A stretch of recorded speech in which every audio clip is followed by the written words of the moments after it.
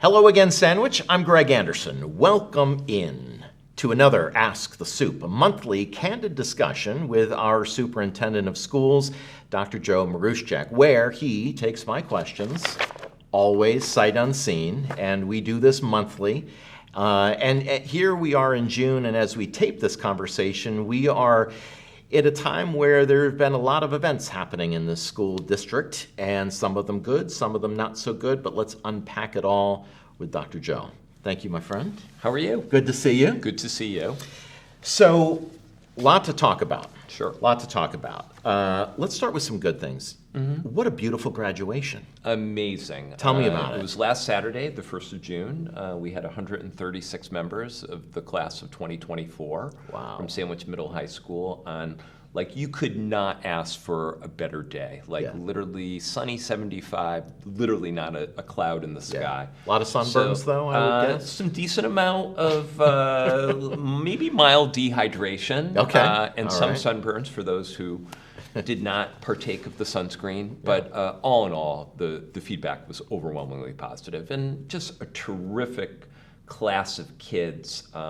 I think about some of our kids, just high achievers, our valedictorian Emma Jacobisha is going to MIT.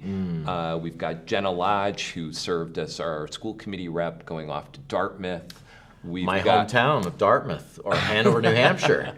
I like this girl now. She's a terrific kid. Yeah. She's really smart, really talented. We've got the Kleiber twins, Adam and Ross, who are going off to, I believe, Northwestern and Georgia Tech. Just terrific cohort of kids.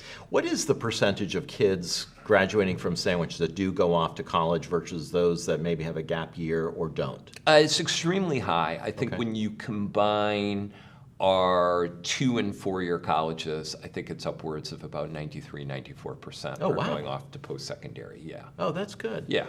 Excellent. And you have a new representative to the school committee. I saw her last night. Yeah, Shreya Shukla. Yeah. And What a well-spoken kid. oh my God! Just the energy and the enthusiasm, and she put a lot of her own personality into the report. Yeah. Really excited because Shreya is finishing up her sophomore year, so good Lord willing, we'll have her for 2 years, and just Yeah. kind of having that continuity is great. And she's elected by her peers. She is. That's Yeah. awesome. Yeah. That is great. So speaking of the school committee, we're going to talk a lot about the cyberbullying issue, and I think it's important to note to these viewers that you and I are two fathers. Yeah. We are parents who have seen their kids go through school systems. And we went obviously through schools. You're very, very old. I'm not as old, but nonetheless, times have changed. Yeah. Times have changed. So we're dealing with a very vibrant, crackling, different time these days. But I want to talk about it on a couple of different levels. If you'll indulge me to kind of bring you through some different perspectives. Let's start with the school committee meeting last night. You had mentioned that your email went to the school district, to the parents, a very lengthy email, really your statement of the incident involving the baseball team on the school bus. You had indicated that you did receive some feedback. I sensed last night from your comments that it was positive feedback, but can you just tell me maybe the good and bad? What did you hear back from parents after you sent your email yesterday morning? Overwhelmingly positive. Positive feedback about that the statement they felt was action-oriented in nature with some very concrete, tangible, specific steps of the district would be taking. Statements along the line of that it was about time that the district take this on or address it. And again, to be fair, I do think many positive things have happened in the district, not only under my tenure, but also previous administrations. I think there was also feedback around, the third piece of that I was trying to make clear of that statement was the school district cannot do this alone. Mm-hmm. And we need to partner with families. Mm-hmm. And there's aspects of this as far as what kids are doing online with their phones, with social media, that we have a limited scope of control. Mm-hmm. And we need to ensure that parents are exerting parental controls and they have knowledge of what their kids are doing online, plain and simple. I want to unpack that a little bit, but first, this has all happened under your watch. You have a policy that was, I think, 2022. It was right June of 2022. June of 2022, and I am certain that cyberbullying is not a new topic. It didn't get invented on the school bus. How much has cyberbullying been on your radar since you started here in Sandwich? I think it has come up in discussions with our principals. Thank the Lord, it's generally not an issue at Forestdale, K through 2. Yeah. But it comes up periodically, even at Oak Ridge. I don't think it's a stretch to say now, in today's day and age, a lot of our 5th and 6th grade students already have their own phones. Mm-hmm. And it comes up at the middle high school, to be sure. Yeah. I think this issue, because it was so flagrant, so over the top, so dagger through the chest, so to speak, it really became magnified. Usually the scope of what is happening isn't as large as the scope of this. Yeah. So it's usually within a smaller group of students, and it's been something that has been ongoing and festering, and a lot of these activities will be occurring at night or on the weekends or outside of the school hours, but then the consequences spill into the school day. But this is a situation that made its way to social media. Mm-hmm. It made its way to the Cape Cod Times. It made its way out into the community. Did you at all, or do you now feel like you can't control the message, that there's it's a little out of control, or how do you feel about the messaging around this whole situation? I think, like in most things in life, I have regrets, and probably my biggest regret is I didn't personally reach out to the family that brought this to the fore earlier. I didn't, and it isn't because of a lack of caring. I was literally on a daily basis surprised by Jeannie Nelson and Sean Donovan, the athletic director, of what was happening, and I felt pretty comfortable with the updates that I was giving. But in hindsight, it was a learning opportunity for me, because I think when you, at least initially, are only communicating with people through email, or you're carbon copied through email, it's nothing compared to the human touch, and it's nothing compared to sitting close to somebody and getting a sense of where they are. And I'm pleased that I've had the opportunity to connect with that family in what I consider to be a meaningful way, and to exchange thoughts and ideas and emotions, and I understand their perspective in a pretty significant way. I just wish I did that earlier. But I think we unfortunately live in a day and an age where there are components that, particularly around social media, that sometimes are beyond the scope of your control. I think one of the learning pieces for me that was very, very troubling is when you do go on Facebook and you see people opining about a situation and they do not know the facts of the situation. People who I've never had a conversation with, who do not know me from a hole in the wall, but almost have that automatic assumption of bad faith, that somehow I'm operating from a position of bad faith.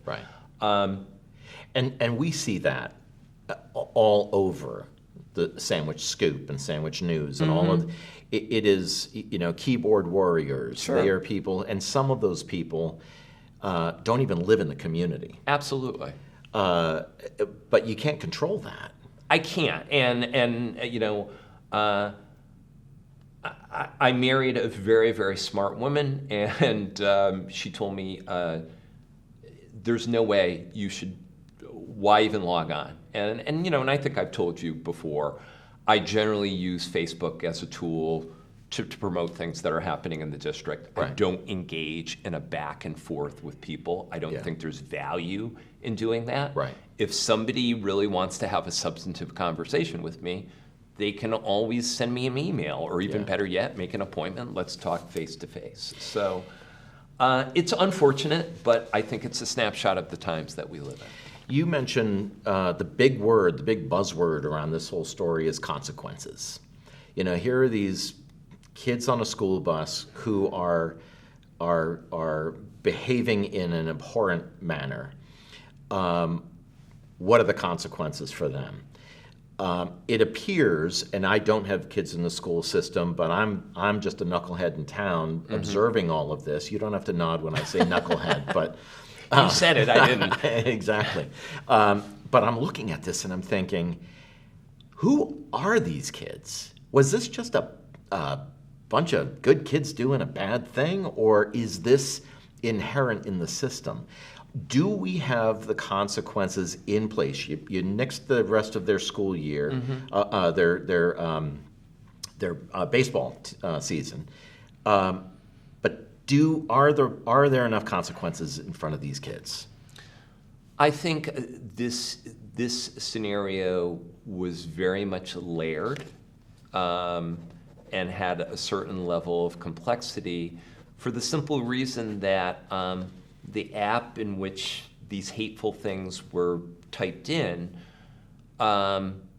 is almost like, I think it was Snapchat or one of these apps that the kids are into, where things are anonymous and then they vanish. So realize decisions were made based upon reports.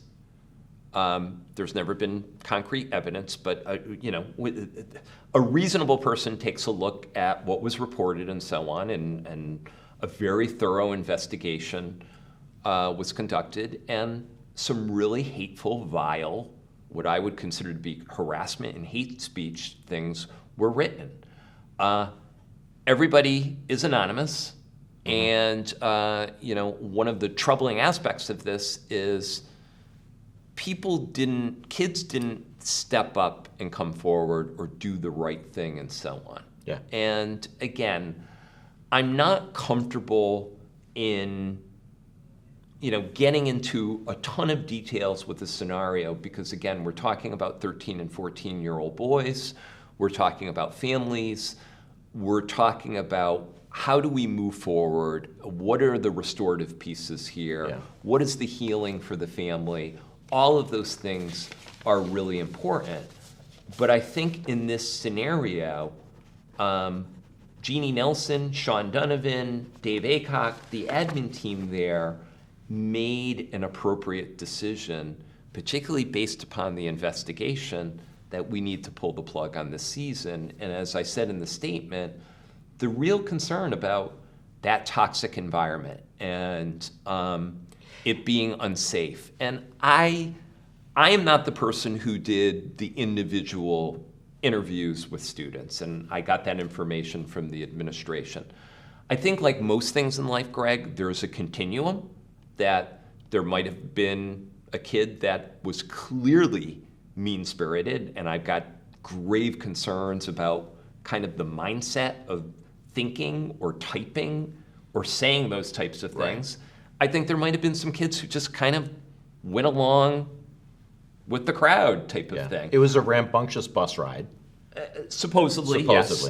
And but I also think that there were some kids on that bus that were complete innocents, that were not involved in any way, shape, or form. So I think we have a complex continuum of, you know, what happened, and again, the anonymous nature of things, and kids not kind of stepping up. See, Joe, isn't that the piece that just, it like rides on my last nerve, that nobody had the cojones to stand up and say, my kid did this, or I did this. How is it so anonymous? What is wrong with people?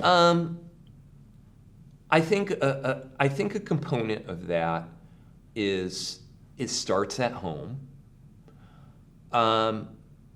In speaking to the high school administration, and maybe you can understand this, probably more importantly as a dad, I think the high school administration, they implicitly understood, okay, you're a boy, you're high school, you're nervous, you're scared, you know, is there potential real problems here, not only with school administration, potentially police and so on. So there's a fear factor there. But I think the high school administration was actually looking for, even if somebody came forward and said, oh my God, this is horrible, like, what can we do to make this right, and so on. Like, you know, when I was raising my two girls, or when I was a principal, when I was a teacher, and even as a superintendent, the mindset is, okay, don't even meet me halfway. Meet me like 1/10 of the way. Give me something to work with, and so on. And I think the sad piece of this was the high school administration kind of didn't get that, and realized the initial consequence was, look, we're forfeiting a couple games. We're putting this on hold for now as we're pending the investigation. And as the investigation went forward, you know, again, there wasn't anything to work with, and it was like, okay, if we're gonna continue, you know, a deleterious culture, we can't just go on same old as usual. And it's really, really unfortunate. And again, you've got a continuum of scenarios with different students and so on. So it's not a situation that can necessarily be painted with a broad brush by any stretch of the imagination. And I think the most important thing is we've got this microcosm of the team, but then the macrocosm of us first as a school community, but then larger as a district, and even larger than that as a community of Sandwich. And how do we take this really, really painful episode and become better and smarter overall for our community? I don't mean to harp on the who are these kids, but I'm going to harp a little bit. If I were to look back when my daughter was doing gymnastics or my son was in Little League, I kind of knew who the troublemakers were. Mm-hmm. I knew who the bratty girls were on gymnastics with Ashley's team. I have to think that somebody, most certainly parents, would know that little Billy, little Kevin, you know, these kids, and I'm making up these names, these kids are troublemakers in the classroom. Mm-hmm. They got detention, you know, boy, my kid is. So you would think that, you know, you're meeting with the parents of the kids that were on the bus next week, you said. Mm-hmm. I'm interested to see how much pressure those parents put on their kids to say, you got to do the right thing here and at least let us know. Because we could probably know who these kids are who did this, don't you think? I think I've had conversations with various parents in various communities and various community members along those lines. And again, there's a piece here around student rights, student due process, particularly when it's a disciplinary issue and so on. Acting on hearsay. Acting on hearsay and so on. And again, I know that the high school administration made the decisions they did very much in good faith, in doing what they thought was right in addressing this problem. But as I said a couple school committee meetings ago, this doesn't end here. And this isn't a one and done, so to speak. This is something that is very much a painful incident that we need to have as a call to action. We need to grow and we need to change. Were the Viola children, Addie and Joe, were they the only kids or families that were included in these anonymous messages, to your knowledge? To my knowledge, there were other statements and other things that were, again, of that hateful nature directed towards other students. So this is not just a target of two children. They happen to probably take the brunt of it, it seems. I think that's a fair assessment. Okay. So this affected other people beyond the Violas? In all likelihood, yes. What's been reported to me as far as things that were typed in that app, yes. What is your goal in communicating with, in meeting with the parents of the students? You said next week you're going to be doing that. What is that about? I think the key piece is to kind of have a very, very honest dialogue with them as far as where they are in this process and talking about moving forward with the students as a team. And again, the baseball piece, I don't know where families are going to be, whether they want their children to continue with baseball or not to continue with baseball. But I think we've got intensive work to do with regard to culture building. And, as I said, there's the cyberbullying piece, but even in the larger gestalt of culture building, we can't do this work alone. And it has to be the school district, the team, the coaches working hand in hand with parents so that we're on the same page. And, as I was saying to you before we started filming, I'd rather have this team go, 0-16, but having an amazing opportunity for these young men where they learn what it means to be a good teammate and to support each other and all the good things that it means to have a experience in organized sports rather than having a winning record or, making postseason or so on. I've heard, a gentleman came to public comment and said, okay, yeah, we're Sandwich. And the last time I checked, that would be 0 people ever came out of Sandwich that actually played, made it to the major leagues. Right. Let's get real, folks. We're a Division IV school on Cape Cod. So it should be about fun. It should be about fun. It should be about learning and the true value of what we do in our athletics program. Of course, it's about learning a skill, learning a sport, and so on.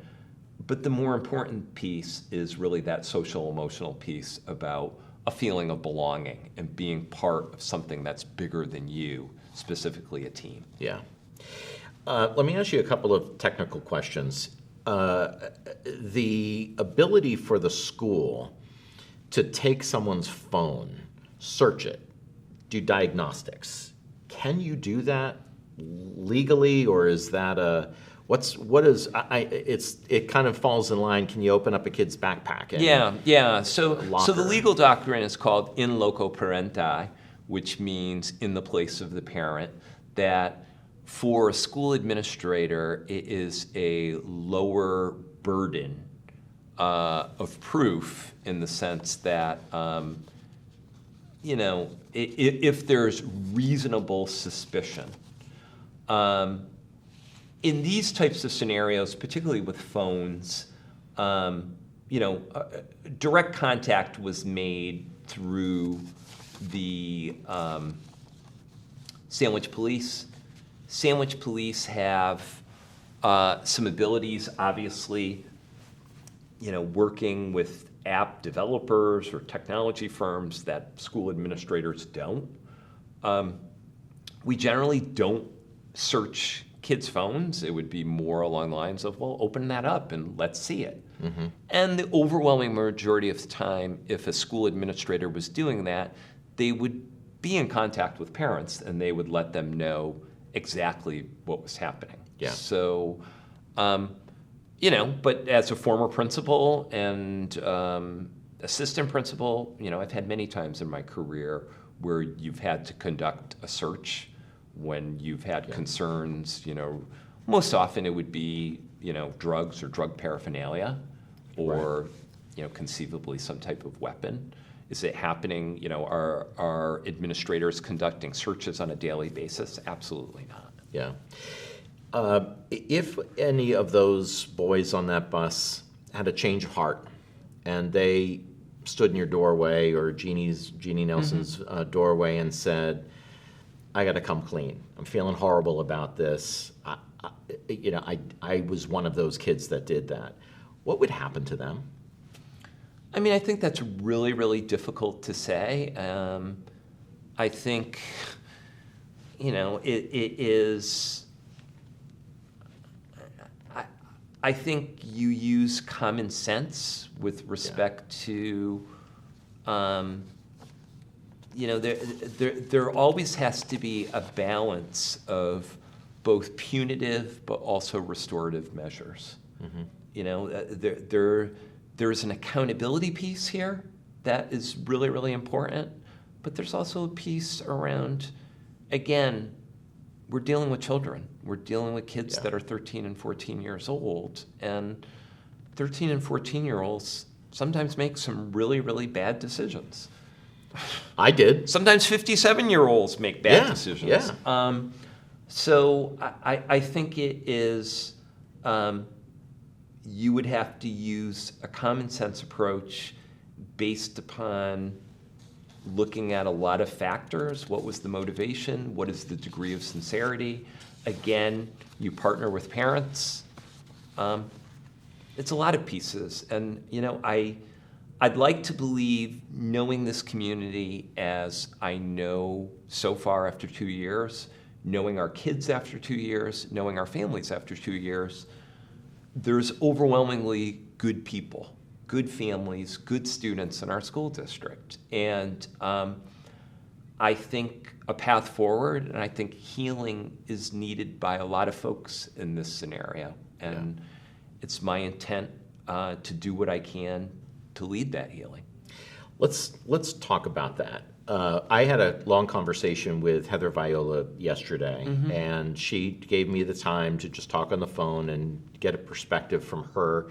And she is also presenting herself as we need to start healing. Mm-hmm. She gave you and Jeannie Nelson and perhaps others credit for really leaning into action and what do we need to do next, and that these are my words, not hers, but that she felt heard, and that there was this team approach led by you to say, okay, let's get our input, let's move forward, and I think that's important to note because I saw her at the school committee meeting give her testimony and her husband, and I was enraged. As a father, I was enraged. And then talking to her, I'm thinking, boy, there's a lot of damage done, but there is a need to just heal, and move forward.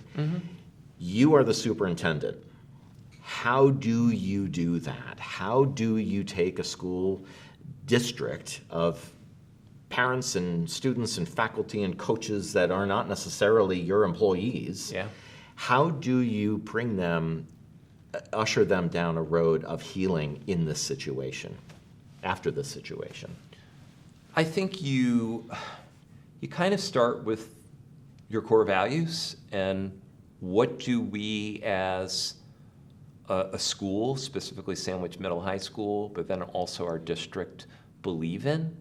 And if we truly believe in all of these things for our kids, how do our actions have to follow suit? And maybe that's how you start the conversation with parents. You start the conversation with kids. I think, some of the bullet points that were put out in that message were things about what it means to be an active bystander. Or sometimes the expression bystander, upstander rather, is used. People talk about, hey, I've witnessed a ton of bullying, or my kid was bullied, and so on. And that very well may be the case. The question is, are we all as a community, be it educators, our coaches, our administrators, and students, are we having the degree of sensitivity to it that we need to be? And I use kind of two analogies. Think about, just yesterday, Wednesday, the fire department came by all three schools and they did fire drills. Fire drills in our district, like anywhere else, they go super smoothly. We all know what to do. We're conditioned. We're conditioned, okay? Yeah. Or if you think about through the 80s and the 90s, the public health campaign to quit smoking and how all-time youth numbers for smoking are at an all-time low. I think it's got to be the same thing, that we can't have like the one-off, so to speak, as far as the message. It has to be contained more in what we do. And it's going to take time, but I think if, again, I think we do plenty of things wonderfully with regard to messages of kindness and inclusion. And I want to stress that. I don't want to minimalize this horrific incident, but I don't also want to paint a picture of, our district does not have that sense of caring and kindness and inclusion, because that is very, very strong and it is very evident. But as I close my statement, I'd like to believe that this incident was more of the exception rather than the rule, but we have to do everything to make that exception extinct. That, again, a lot of us cannot control social media, to kind of cycle back to what we said before, but the cultures that we create, whether it's on a baseball team, in a classroom, in a school, or across the district, is something that we can't control. Well, what's interesting is you look at the age of a parent of a 15-year-old. I'm 55, you're 57. Our kids are adult. But those who are parents of these kids grew up largely with that phone in their hand. Yeah. So it's a culture, but what's striking to me is these parents, I think, are just not, I'm not completely clear as to what our kids are doing online. There was a comment made by one of the school committee members about her, I think, 3rd grade or 4th grade child who had learned something clearly online somehow. So little kids are exposed to such craziness, but how do we get parents to understand that this is no joke? And we need to educate ourselves as parents on how to better monitor. It's not just, I can see that my son wants to download an app and I'm going to reject it. It's, the safe apps like Snapchat, that parents need to understand how their kids are being used. Do you think that there's more to be done with educating parents? So much more to be done. How can you do that? How can you help in that? And the perspective is this. The kiddos that graduated last Saturday, the class of 2024, the overwhelming majority of them were born in the year 2006. 2006 was also basically the year before the iPhone was introduced. So all of the kids that we have now, yes, we are old, Wow. all of the kids that we have now in our school district, by and large, do not know life without smartphones. There's a growing body of research that shows that our kids have almost this quasi-addiction to phones, to tablets, to devices that is actually changing the wiring and the structure of their brain. I believe it.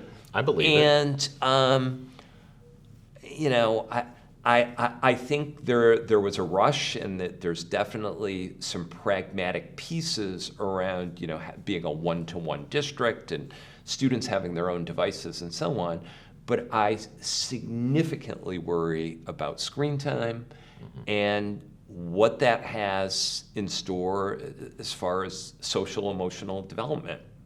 So as I talked about the statement, and this is a corollary conversation to our conversation around cyberbullying.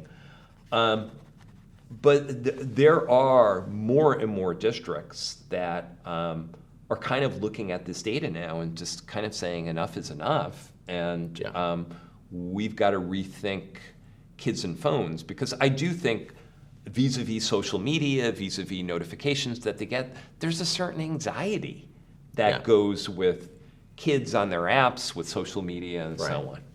Are you going to try to ban cell phones from use during the school hours? Correct, yeah. So in 3 weeks at our school committee meeting coming up at the end of June, that's the meeting where we usually do go over our student handbooks and any changes.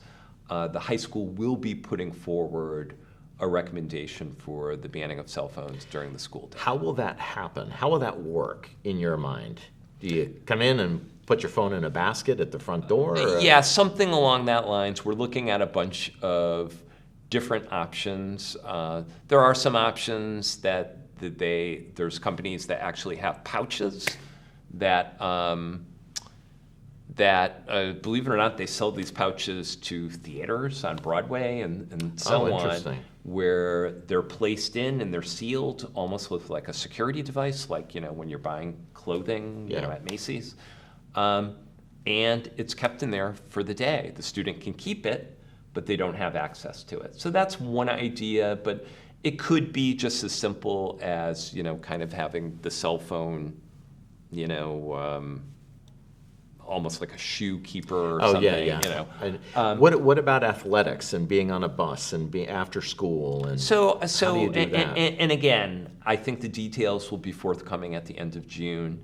We're trying to find something balanced in the sense that we understand parents wanting to get a hold of their kids, for after-school activities and so on and so on. We're not being heavy-handed here, but we're also realizing if we were to speak to any of our high school teachers, how frequently the phone becomes a battle, that it could impede instruction, it impedes the learning process, and so on.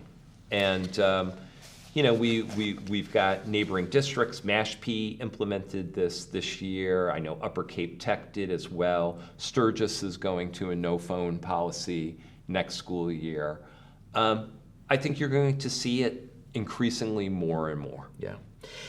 I appreciate your comments about this, and I have known you for a couple of years now, and you've had some tough battles in the job, but this one is a tough one. But I think I appreciate your candor and talking about the path forward, that healing, the learning from. Can I switch the subject in a little bit of time that we have left? Sure. Mashpee, the incident with the two girls. Sure. This is kind of a blend of violence in the hallways, if you will, and a video of it going on social media. There's criticism that the school administration isn't doing enough, that there isn't enough, we got this, we're gonna make some determining decisions. What is your take from the outsider's perspective on what's happening over there in Mashpee? My honest take is there's probably many, many pieces of this story that are not in the general public. From my 34 years in this business, usually pieces that end up in the newspaper or on social media are either inaccurate or you're missing a lot. I do not have information about this. But it must make you say, oof, what would we do in that situation? How would I handle that? I think there is one of the pieces that it's always challenging, and I think the way social media explodes, I think sending out a message of like, we're cognizant of this and we are addressing it, like, probably a 2 or 3 sentence message to the community is important. But the flip side is when you're dealing with a student disciplinary issue that may have a lot of levels of complexity, your training as an administrator, but also your legal obligation is you don't go public with something. And I think the situation in Mashpee is horrific, it's tragic, but I think you're talking about something like a 12 or 13-year-old girl and another girl that was 15 years old. Yeah. Again, horrible, tragic, but there's a lot of confidentiality issues out there. So again, Greg, I probably know as much about this scenario that you do. I'm not privy to any inside information, but super challenging. Well, you and I have talked in the past about how, you run a company, you're running a business, and you can't control everything that happens with your employees and with your constituents. It's that when it happens under your watch, like the horrific school shootings, your heart goes out to these superintendents and principals who thought things were safe. They believed the good things were happening, Sure. But wow, this comes out of nowhere, and we learn from it. Good can come from bad. So I'm just fascinated at you're all superintendents, and that child, the protecting of children and nurturing of children is so complex, and we live in a complex world. This is like that lightning strike to say, yeah, we got to pay attention to cybersecurity and all of that. The job is becoming increasingly more complex and more challenging.